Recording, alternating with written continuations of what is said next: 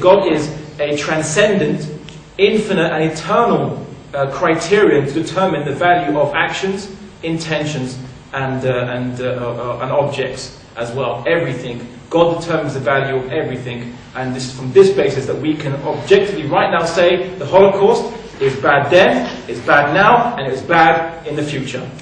Well, God values feelings because God values feelings, and He gave it a high proportion. That is, you're right, it is arbitrary, but God being absolute can afford to be arbitrary.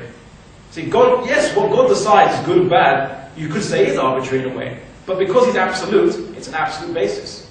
So is subjective arbitrary better than objective arbitrariness? No.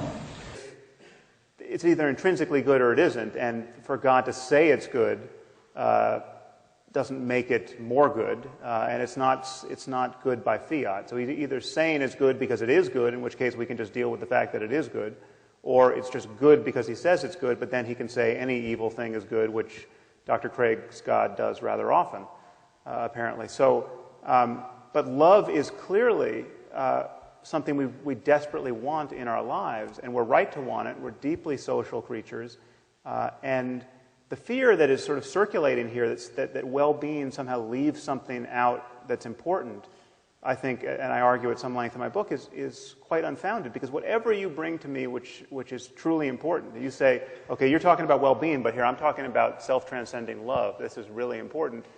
Well, self-transcending love is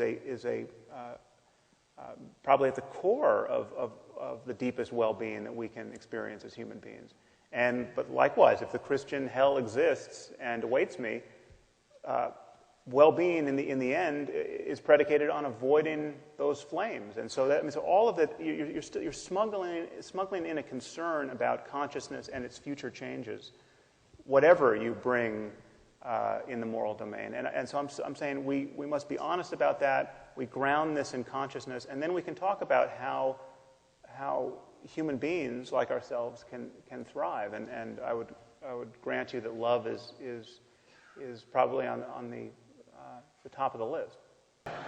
So this idea that morality comes merely from the mere issuance of a competent authority. One of the features of psychopathy is an inability to distinguish true moral precepts that relate to the well-being of people and things that merely issue from a competent authority. So if you ask children sitting in a classroom, is it okay to drink a soda in class if the teacher gives you permission? Most of them will say yes. If you ask them, is it okay to punch your neighbor in the face if the teacher gives you permission?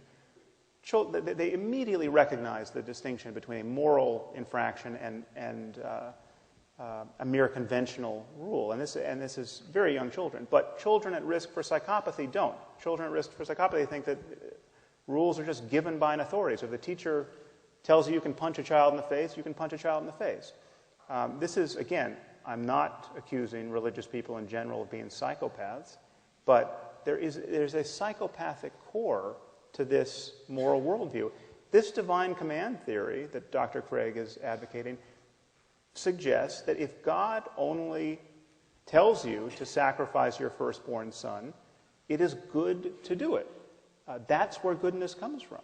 And so you've got people waking up in trailer parks all over America suffering some form of mental illness that's destabilized them and made them vulnerable to this way of thinking.